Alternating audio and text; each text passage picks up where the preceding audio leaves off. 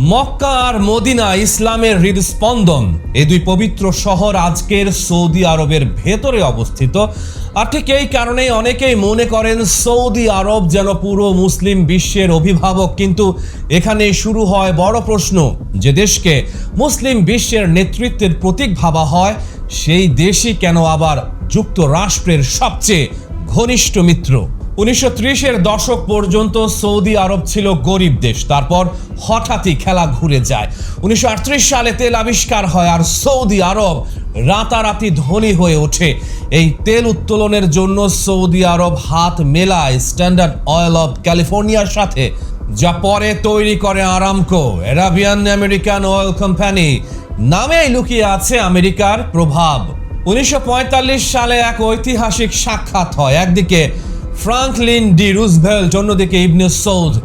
এই বৈঠক থেকে তৈরি হয় ওয়েল ফর সিকিউরিটি চুক্তি।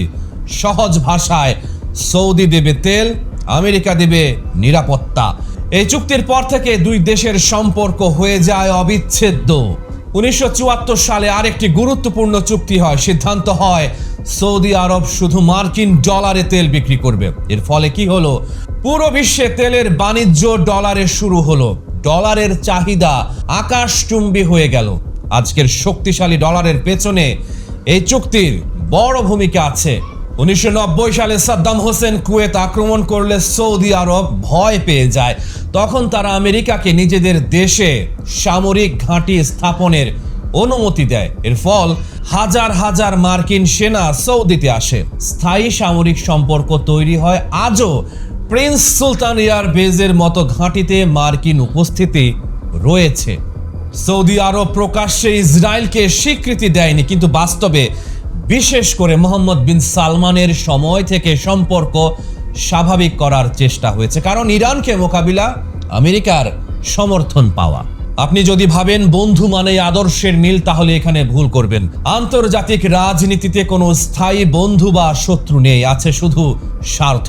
সৌদি আরব ও আমেরিকার সম্পর্ক সেই স্বার্থের গল্প। একদিকে ইসলামের পবিত্র ভূমি, অন্যদিকে বিশ্বের সবচেয়ে শক্তিশালী সুপার পাওয়ার। দুই মেরুর এই অদ্ভুত বন্ধুত্বই আজকের মধ্যপ্রাচ্যের রাজনীতিকে চালিত করছে।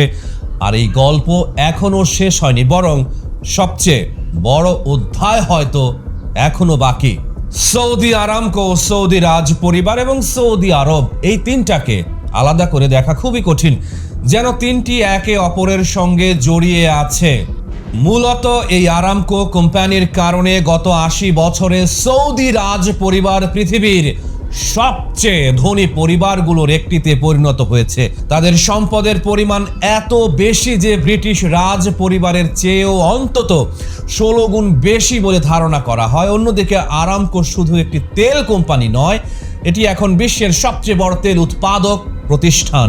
এমনকি শুধু তেল খাতেই নয়, সব ধরনের কোম্পানির মধ্যেও এটি আয় ও লাভের দিক থেকে শীর্ষে থাকা অন্যতম শক্তিশালী প্রতিষ্ঠান।